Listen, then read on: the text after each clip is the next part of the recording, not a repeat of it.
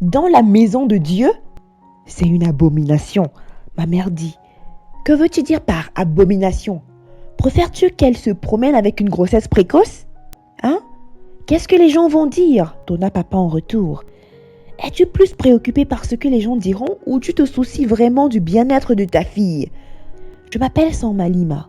Dans notre dialecte, cela signifie la fierté du père. Maintenant, voici une petite histoire de fond.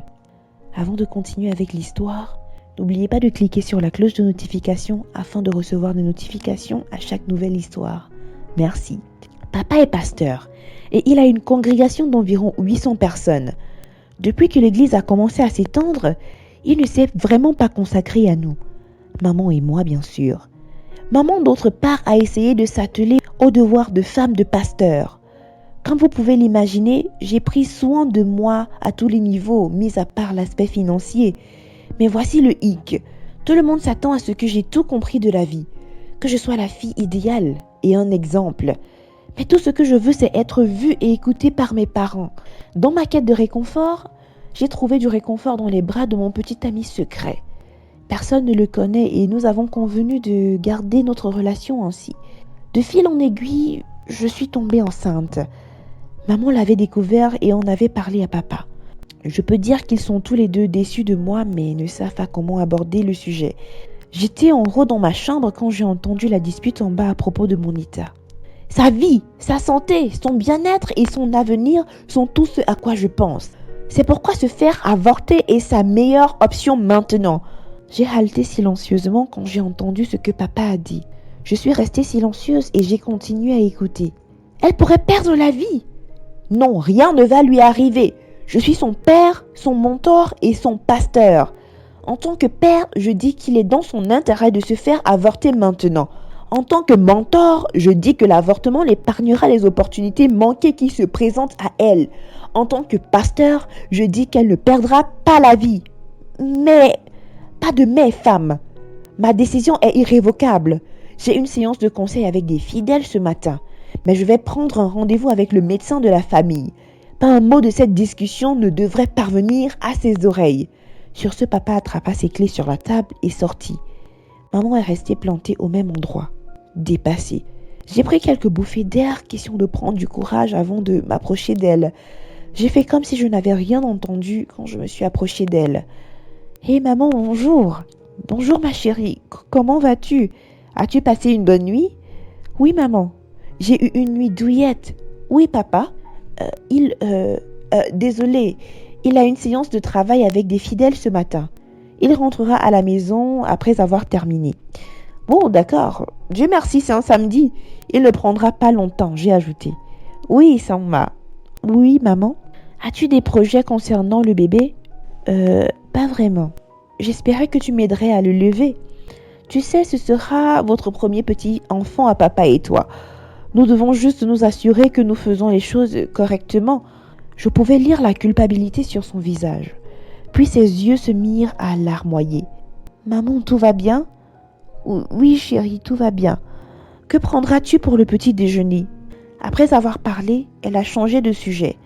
Elle se leva et se dirigea vers la cuisine pour me préparer un vrai petit déjeuner, mais pas avant d'avoir essuyé ses larmes. Au bout d'un moment, je suis retournée à l'étage et j'ai envoyé un texto au père de mon enfant. Il veut que je fasse un avortement. Quoi? Comment? Tu sais que tu ne peux pas le faire, n'est-ce pas? Je ne sais pas. Je comprends et je suis désolée de t'avoir mis dans ce pétrin bébé. Mais pourquoi on ne lui parle pas de toi? Non, nous savons tous les deux qu'il n'approuvera pas qu'on soit ensemble. Attends encore un peu, nous allons trouver une solution. D'accord, mais sache que quoi que nous prévoyons de faire, nous devons le faire vite. Oui, je sais. Je t'aime. Je t'aime aussi. J'ai éteint mon téléphone après ça et je suis allée rejoindre maman dans la cuisine. Nous avons passé cette journée en compagnie de l'une l'autre à parler et à rire et rattraper le temps perdu. À midi, je me suis retirée pour faire une sieste. Le temps a très vite passé et j'ai été réveillée par mon père. Il faisait déjà nuit dehors. Je m'assis en bâillant. Papa? Hé, ma petite fille. Il se pencha et me fit un câlin.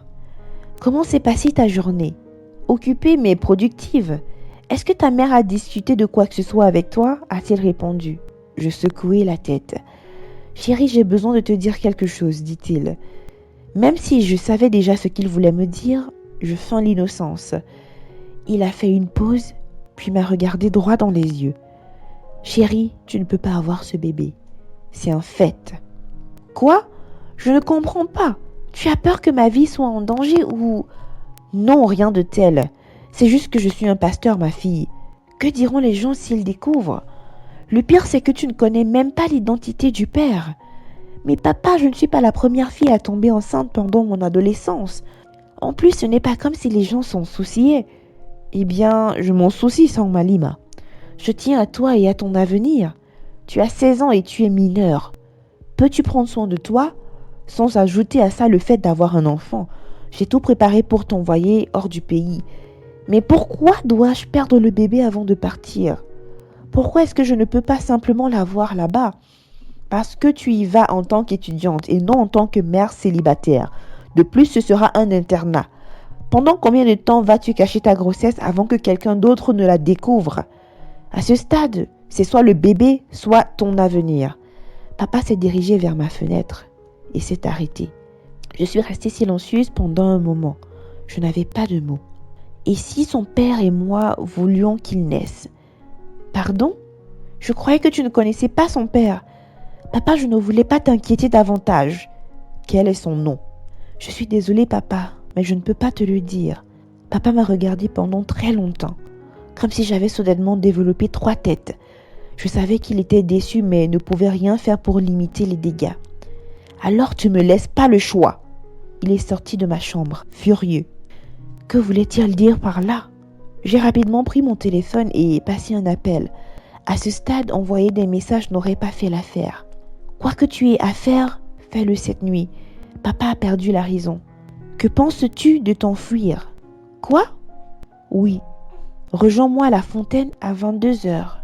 D'accord.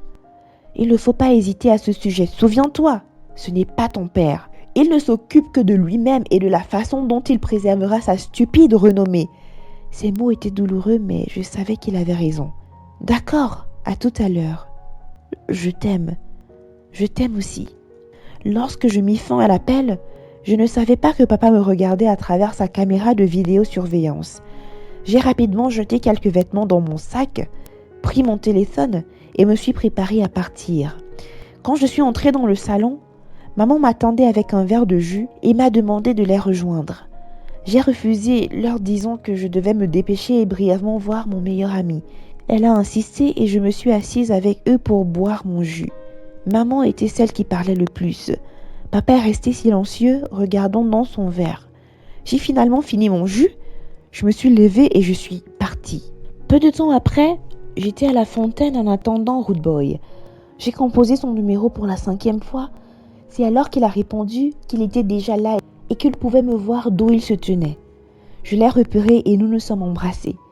Enfin, j'ai dit. Enfin, a-t-il répondu. Mais notre joie fut de courte durée. Nous nous sommes retournés pour partir quand j'ai eu une crampe soudaine dans le bas de mon ventre. « Qu'est-ce qui ne va pas ?» il a demandé. « Je ne sais pas. Probablement quelque chose que j'ai mangé. » La douleur s'est un peu calmée et alors j'ai fait 2 pas de plus. Puis je suis tombée au sol. Puis j'ai senti un liquide chaud couler entre mes cuisses. « Du sang! Oh non, tu saignes !»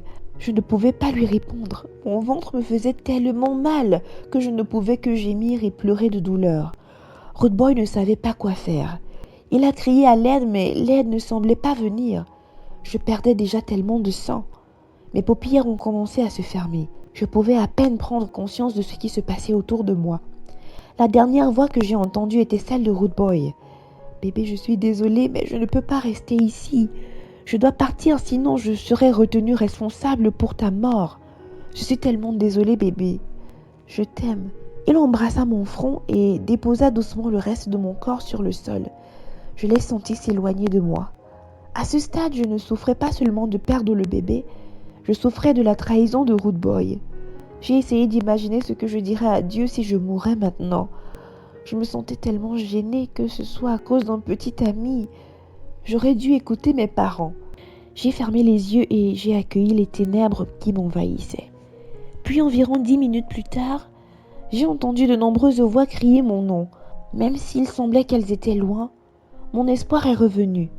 Je n'allais peut-être pas mourir aujourd'hui après tout. Je me suis réveillée dans un lit d'hôpital. Des tubes et des tuyaux étaient connectés à mon visage. Maman était assise à côté de moi, les larmes aux yeux. Papa se tenait plus loin près de la fenêtre. Il était au téléphone. J'ai bougé mes doigts. C'est alors que maman a remarqué que je m'étais réveillée. La joie a rempli ses yeux et elle s'est levée pour me serrer dans ses bras. Papa a mis fin à son appel et est venu à mon chevet. Je suis désolée, papa, j'ai dit avec beaucoup de peine. J'avais la gorge nouée. Chut, ne dis rien pour le moment, ma chérie. S'il te plaît, papa, laisse-moi vider ce que j'ai dans ma poitrine. Ils acquiescèrent tous les deux et restèrent silencieux.